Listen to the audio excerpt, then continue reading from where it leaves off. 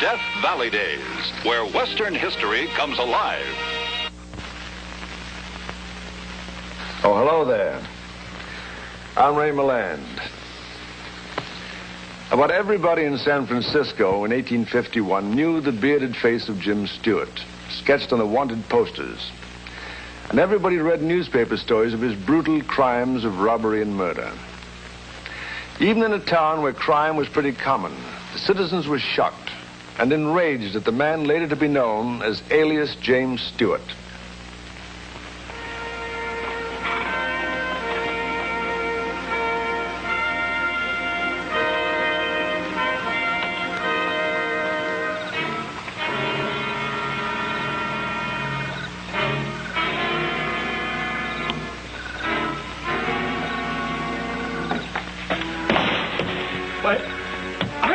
You're sorry.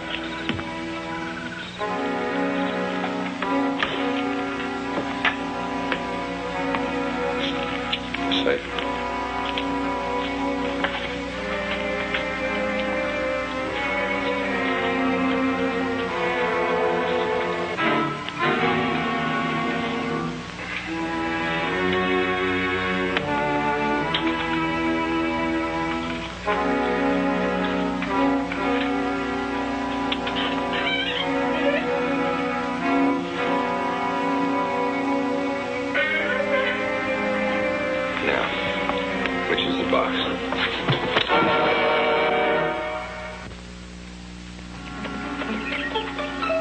Sure, they said it was Jim Stuart. That don't prove a thing. Leave my mud, Mrs. White. Stuart escaped from Sacramento Monday. But he ain't no fool. He's not coming back here to San Francisco. Not with all they got on him here. And that brutal crime looks like him. Ben! Jim Stuart! Jim Stuart! They got him! They got Jim Stuart! Come on. Stuart, have that racket. Get his arm. Sorry, Doc. Janssen's got to tell us if this is the man. I'm not sure that Jansen can tell anyone anything. He's dying. You better come quietly. My name is Perdue, not Stewart. I've been arrested 3 times for that look like this Jim Stewart, but I'm not. My name is Tom Perdue. All right, drag him. Very low. You got to be questioned. Good. Jansen. Please, I can't let you... Sorry, Doc. Jansen, look. Look at this man. Jansen. Is this him? Jim. Stuart. Is this the man?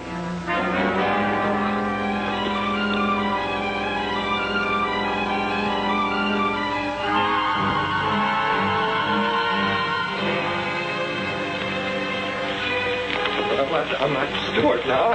That's it. He's talking about Stewart. He's the man. How long did you know him? About 2 years. Rented a room from him. Lived in my house. And you'd say you saw him almost every day for 2 years. I know it's Stuart, Judge. And I can prove it. How? He has a stiff finger. This one. On his... I think it's on his right hand. Deputy, bring the prisoner forward.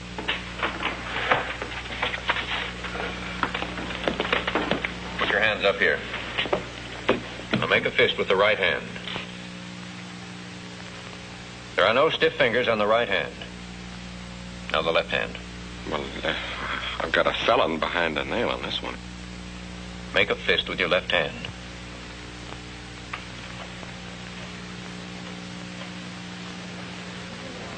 Deputy, show that finger to the jury.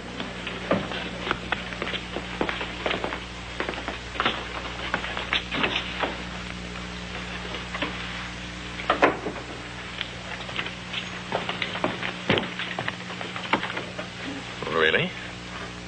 Yes, right away. Right or left hand, I wasn't sure, but I knew I had a stiff finger. Yes, yes. There's another way I can prove it, Judge. You're excused. Come back tomorrow morning at 9 o'clock. I bet I know how you can be positive. We'll hear the rest of your testimony tomorrow morning. You're excused.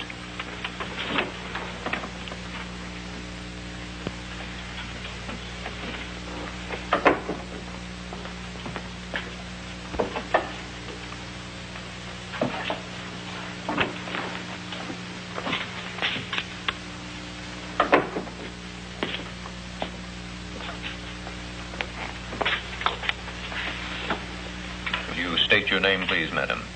Mrs. James Stuart. Well, Mrs. Stuart, you understand that no one can make you testify against your husband. That is, if this man is your husband. Well, I didn't come here to testify against my husband, against anyone. I came here to testify for an innocent man. If this man is innocent. Take the stand, please.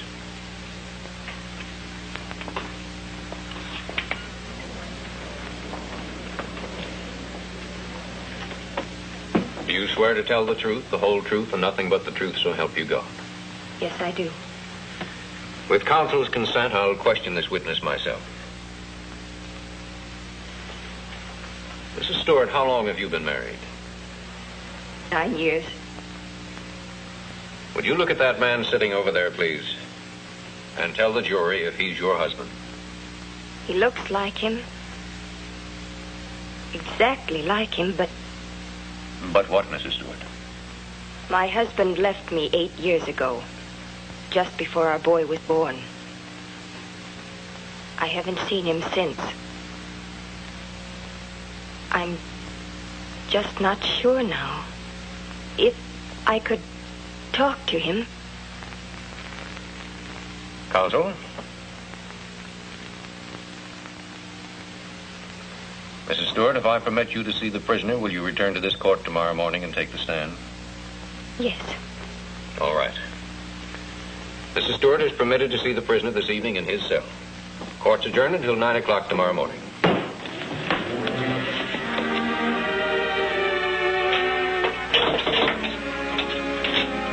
Be right down the corridor, man.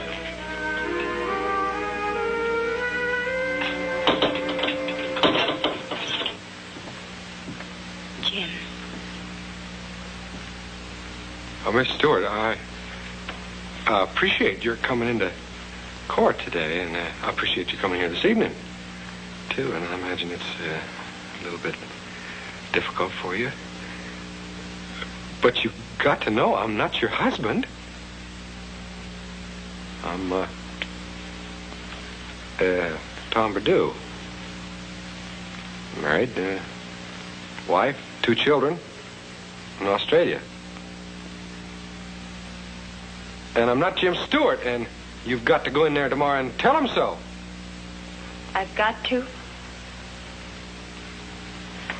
Got to do this, I've got to do that. That's the way Jim Stewart always talked. Well, I'm sorry, Miss Stewart. But my life depends on what you say in that courtroom. So simple, isn't it? All I have to do is go into that court and swear that you're not my husband. Do you want to see an innocent man hang? And I don't want to perjure myself to save a guilty one. Least of all, Jim Stewart. I loved him. Perhaps you know how much. But I owe him nothing. How much can you owe a man for years of cruelty and desertion and making my little boy the son of a murderer? Miss Stewart, I want you to look at me and look into my eyes. Brown. Jim's eyes were brown. Your husband is a killer, a murderer, cold-blooded and ruthless. What he is written in his face, in his eyes. Now, you look into my eyes, Miss Stewart, and you tell me I'm a killer.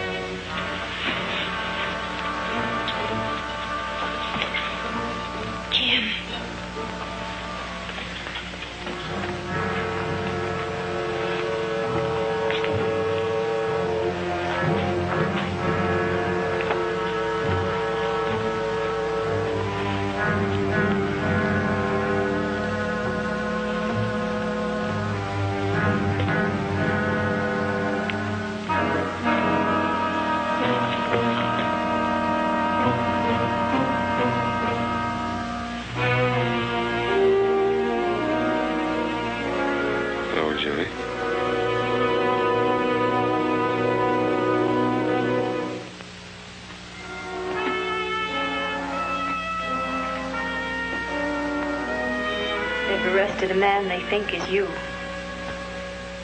Yeah. So I hear. I went to the courtroom today to see him. Then to the jail.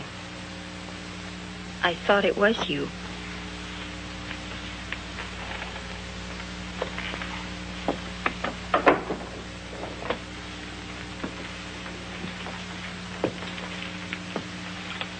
You tell him that? No, I'm supposed to go back tomorrow. Good. Do it. Go back and tell them it's me, the fellow they've got's your husband. You can't mean that. Yeah, I mean it all right. Not for me either, not even for you. For my son. My son has nothing to do with it. He's mine too, honey. And no sense in fooling ourselves. Once they find out who he is, they'll never give him a chance. He'll have his chance. I'll see to it. Somebody will always know. They won't know. I'm using my maiden name for him, too. He was baptized under my maiden name. Oh, honey. You told him in court today that you were my wife. Well, then I'll move him away from here. They'll follow you. Wherever you go. As long as they think I'm still alive. They'll watch you and they'll watch him.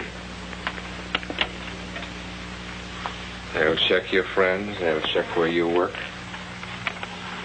Because you went and told them you were my wife. And you gotta go back over there and tell them that the fellow they've got is me. I can't, Jim. I can't let them hang an innocent man. I know it's hard.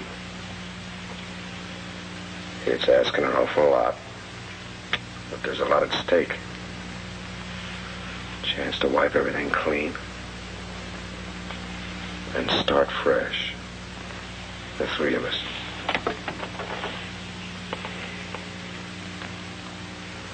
With no more trouble. No trouble, Julie, ever again, I swear it. I'm sorry, Jim. I can't. I want to, but I can't. It's my last chance, Julie. No, Jim. We have enough blood in our hands.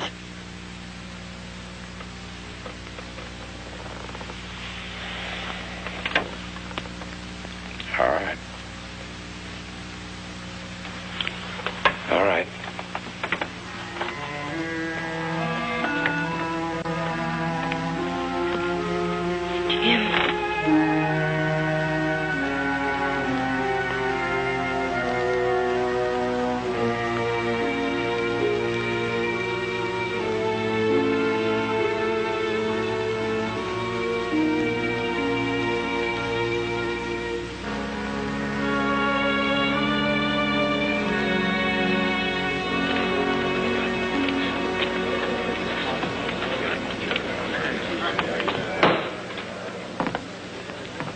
Is Mrs. Stuart here yet, officer?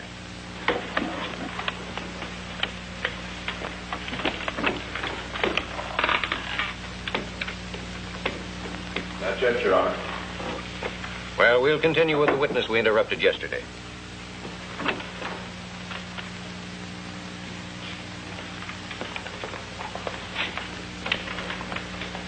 Take a stand, please. You're still under oath.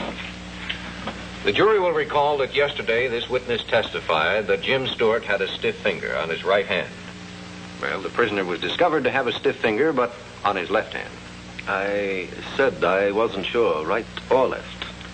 But there's one way you can be positive he's Stuart. And what's that? Probably the reason he wears a beard. Jim Stuart has a scar on his right cheek.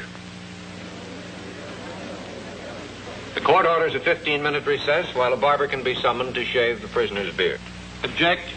Your Honor, this court has no right to subject the prisoner to such procedure. In the absence of precedent either way, the court will assume the right. Your Honor, I object.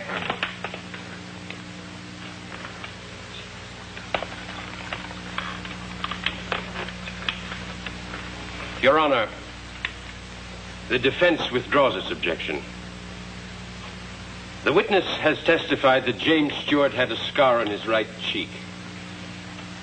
Well, in order to spare the court time and trouble, the prisoner admits that he, Tom Berdew, by the most incredible coincidence, also has a scar on his right cheek. The defense now asks that Mrs. James Stuart be called to the witness chair. You're excused. Mrs. Stuart.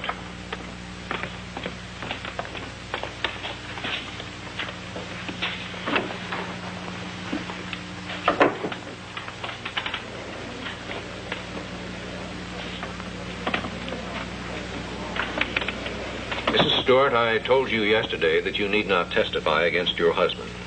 I remind you of that now. Under the circumstances, do you wish to step down? Yes. Not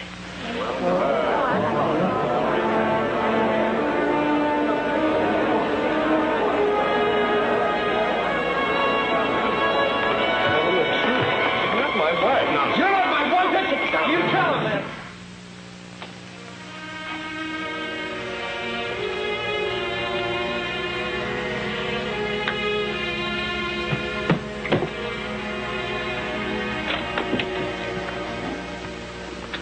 Where's my boy? Next door playing with the neighbor's child. You haven't packed anything. They're gonna hang him, Jim.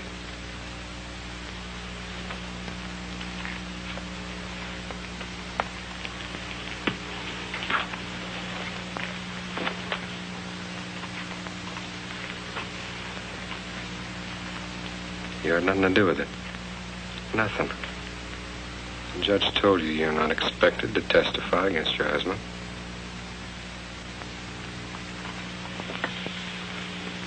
That's the law, honey.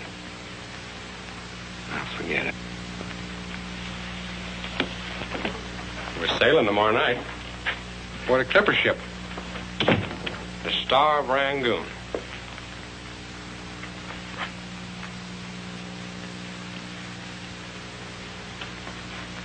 Julie, listen to me. I'm listening. Star of Rangoon.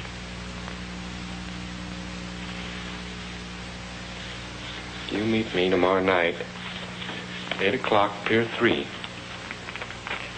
Passage is all booked. I'm afraid you're going to have to bring the baggage down yourself. And in the meantime, why, you might as well go out and buy yourself some clothes, something nice and pretty to travel in. Where did you get it? I got it. And that's all that matters. And you booked passage, too? Mm-hmm. Everything's all taken care of. Where did you get the money, Jim? Just forget it, honey. But you said Jansen's money was all gone. I said forget it. No, Jim. Where did you get the money?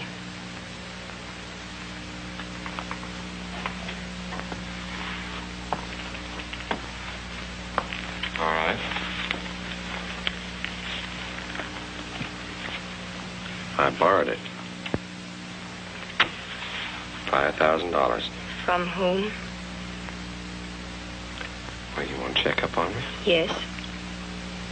Well, I'm afraid you can't this time.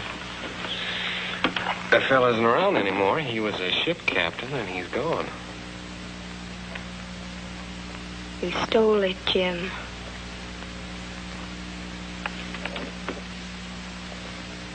I swore to you last night on the life of our son. Stop lying to me. I am not lying. He was a ship captain.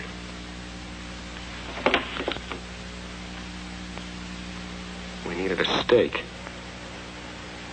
Something to get started on. So I borrowed. But it's over. I'm done with. And it'll never, ever happen again.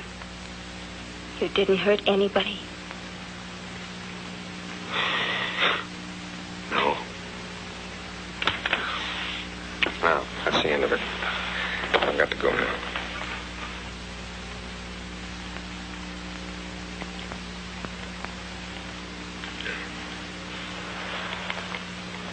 Tomorrow night.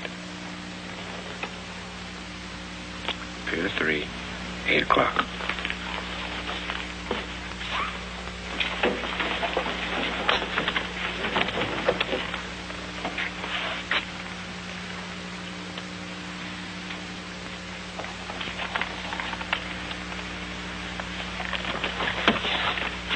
Tomorrow night.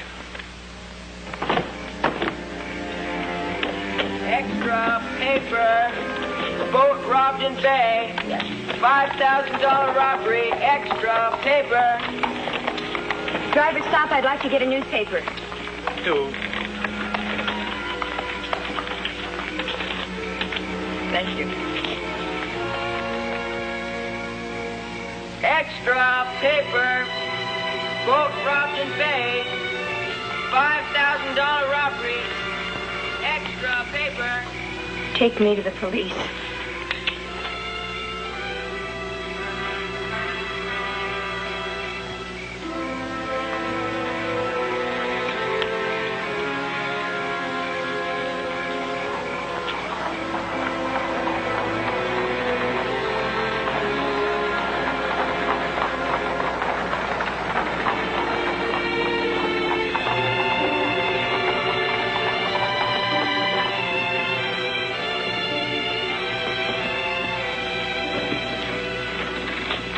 Boy. I'm not going with you, Jim.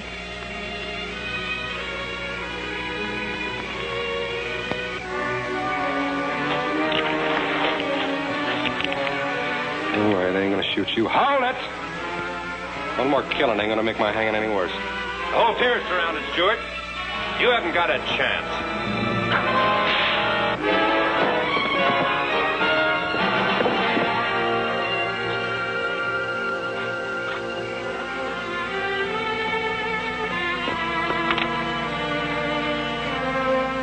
See you at the hangar.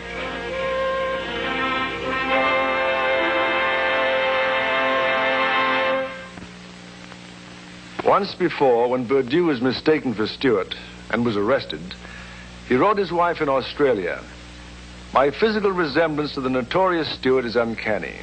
I only pray it'll not someday prove fatal."